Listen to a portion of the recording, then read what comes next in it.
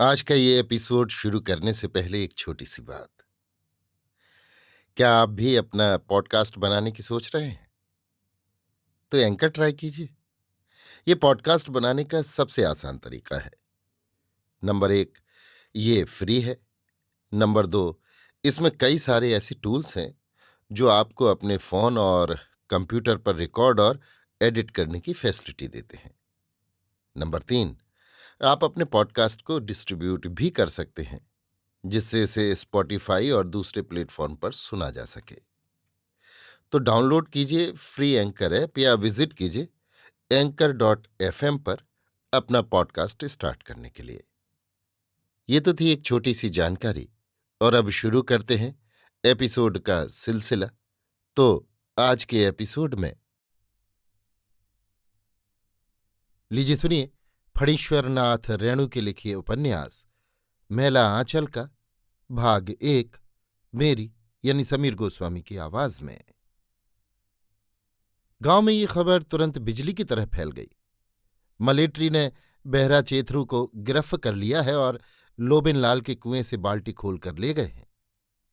यद्यपि 1942 के जन आंदोलन के समय इस गांव में ना तो फौजियों का कोई उत्पात हुआ था और न आंदोलन की लहर ही इस गांव तक पहुंच पाई थी, किंतु जिले भर की घटनाओं की खबर अफवाहों के रूप में यहां तक जरूर पहुंची थी। मोगलाही स्टेशन पर गोरा सिपाही एक मोदी की बेटी को उठाकर ले गए। मोगलाही स्टेशन पर गोरा सिपाही एक मोदी की बेटी को उठाकर ले गए। इसी को लेकर सिख और गोरे सिपाहियों में लड़ाई हो गई, गोली चल गई। ढोल बाजा में पूरे गांव को घेर कर आग लगा दी गई। एक बच्चा भी बचकर नहीं निकल सका। मुसहरू के ससुर ने अपनी आंखों से देखा था। ठीक आग में भूनी गई मछलियों की तरह लोगों की लाशें महीनों पड़ी रहीं। कौआ भी नहीं खा सकता था। मलेट्री का पहरा था। मुसहरू के ससुर का भतीजा फारबिस साहब का खानसामा है। वो झूठ बोलेगा? पूरे 4 साल के बाद अब इस गांव की बारी आई है। दोहाई मां काली, दोहाई बाबा लरसिंह, ये सब गुअर टोली की बलिया की बदौलत हो रहा है। बिरंची दास ने हिम्मत से काम लिया। आंगन से निकलकर चारों ओर देखा और मालिक टोला की ओर दौड़ा। मालिक तहसीलदार विश्वनाथ प्रसाद भी सुनकर घबरा गए। लोबिन बाल्टी कहाँ से लाया था? जरूर चोरी की बाल्टी होगी। साले सब चोरी करेंगे और गांव को बदनाम करेंगे। मालिक टोले से ये खबर राजपूत टोली पहुंची। कायस्थ टोली के विश्वनाथ प्रसाद और ततमा टोली के बिरंची को मलेट्री के सिपाही पकड़कर ले गए हैं। ठाकुर राम कृपाल सिंह बोले, इस बार तहसीलदारी का मजा निकलेगा। जरूर जमींदार का लगान वसूल कर खा गया है। अब बड़े घर की हवा खाएंगे बच्चों। यादव टोली के लोगों ने खबर सुनते ही बलिया उर्फ बालदेव को गिरफ्तार कर लिया। भागने न पाए, रस्सी से बांधो। पहले ही कहा था कि ये एक दिन सारे गांव को बंधवाएगा। तहसीलदार विश्वनाथ प्रसाद 1 सेर घी, 5 सेर बासमती चावल और 1 खस्सी लेकर डरते हुए मलेट्री वालों को डाली पहुंचाने चले। बिरंची को साथ ले लिया। बोले, हिसाब लगाकर देख लो, पूरे 50 रुपये का सामान है। ये रुपया 1 हफ्ता के अंदर ही अपने टोले और लोबिन के टोले से वसूल कर जमा कर देना। तुम लोगों के चलते। मलेट्री वाले कोठी के बगीचे में हैं। बगीचे के पास पहुंचकर विश्वनाथ प्रसाद ने जेब से पलिया टोपी निकालकर पहन ली और काली थान की ओर मुंह करके मां काली को प्रणाम किया। दोहाई मां काली। बगीचे में पहुंचकर तहसीलदार साहब ने देखा 2 बैलगाड़ियां हैं। बैल घास खा रहे हैं। मलेट्री वाले जमीन पर कंबल बिछाकर बैठे हैं। हैं? मूढ़ी फांक रहे हैं। और बहरा चेथरू भी कंबल पर ही बैठकर मूढ़ी फांक रहा है। सलाम हुजूर। बिरंची ने सामान सिर से नीचे उतारकर झुककर सलाम किया। सलाम सरकार। बकरा भी मेमिया उठा। अरे ये क्या है? आप कौन है? एक मोटे साहब ने पूछा। हुजूर, ताबेदार राजा पारबंगा का तहसीलदार है, मीनापुर सर्किल का। ओह, आप तहसीलदार हैं? ठीक बात। हम लोग डिस्ट्रिक्ट बोर्ड का आदमी हैं। यहां पर मलेरिया सेंटर बनेगा। ऊपर से हुक्म आया है, यहीं बागान का जमीन में। मार्टिन साहब डिस्ट्रिक्ट बोर्ड को ये जमीन बहुत पहले दे दिया। तहसीलदार साहब फिर एक बार सलाम करके बैठ गए। बिरंची हाथ जोड़े खड़ा रहा। राजपूत टोली के रामकृपाल सिंह जब कोठी के बगीचे में पहुंचे तो उन्होंने देखा कि बगीचे की पश्चिम वाली जमीन की पैमाइश हो रही है। कुछ लोग जरीब की कड़ी खींच रहे हैं।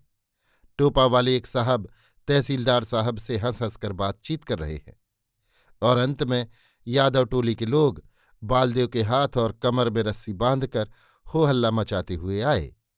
उसकी कमर में बंधी हुई रस्सी को सभी पकड़े हुए हैं। फिरारी सुराजी को पकड़ने वालों को सरकार बहादुर की ओर से इनाम मिलता है, 1000, 2000, 5000। लेकिन साहब तो देखते ही गुस्सा हो गए। क्या बात है, इसको क्यों बांध कर लाया है? इसने क्या किया है? हुजूर, ये सुराजी बालदेव गोप है, 2 साल जेहल खट कर आया है। इस गांव का नहीं, चन्नन पट्टी का है। यहां मौसी के यहां आया है। खद्दड़ पहनता है, जहन्न बोलता है। तो इसको बांधा है काहे? अरे बालदेव! साहब के किरानी ने बालदेव को पहचान लिया। अरे, ये तो बालदेव है सर, ये रामकृष्ण कांग्रेस आश्रम का कार्यकर्ता है, बड़ा बहादुर है। यादवों के बंधन से मुक्ति पाकर बालदेव ने साहब और किरानी को बारी बारी से जाए हिंद किया। साहब ने हंसते हुए कहा, आपका गांव में मलेरिया सेंटर खुल रहा है, खूब बड़ा डॉक्टर आ रहा है, डिस्ट्रिक्ट बोर्ड की तरफ से मकान बनेगा, लेकिन बाकी काम तो आप लोगों की मदद से ही होगा। तहसीलदार साहब ने जमींदारी खाते और नक्शे को तजवीज करके कहा, हुजूर, जमीन 1 एकड़ 10 डिसमिल है। ठाकुर रामकृपाल सिंह को अब तक साहब को सलाम करने का भी मौका नहीं मिला था। विश्वनाथ प्रसाद ने बाजी मार ली। जिंदगी में पहली बार सिंह जी को अपनी निरक्षरता पर गिलानी हुई। सचमुच विद्या की महिमा बड़ी है, लेकिन भगवान ने शरीर दिया है, उच्च जाति में जन्म दिया है, इसी के बल पर बहुत बाबू बबुआन, हाकिम हुक्काम और अमला फैला से हेलमेल हुआ, जान पहचान हुई। मौका पाते ही सलाम करके जोर से बोले, जय हो सरकार की। हुजूर पब्लिक को भलाई के वास्ते इतना दूर से कष्ट उठाकर आया है और हम लोग हुजूर का कोई सेवा नहीं कर सके। गोसाई जी रमैन में कहन है, धन्य भाग प्रभु दर्शन दीन्हा। हुजूर, सेवक का नाम रामकृपाल सिंह, बल्द गरीब नेवाज सिंह, मोत्तफा जात राजपूत, मौकाम गढ़ बुंदेल राजपुताना, हाल मौकाम मेरीगंज। सिंह जी, हमारा कोई सेवा नहीं चाहिए। सेवा के वास्ते मलेरिया सेंटर खुल रहा है, इसी में मदद कीजिए सब मिलकर, यही सबसे बड़ी सेवा है। साहब हंसते हुए बोले। यादव टोली के लोग एक एक कर नजर बचाकर 9-2-11 हो चुके थे। उन्हें डर था कि बालदेव को बांध कर लाने वालों का साहब चालान करेंगे। साहब ने चलते समय कहा, 7 दिन के अंदर ही डिस्ट्रिक्ट बोर्ड का मिस्त्री लोग आवेगा।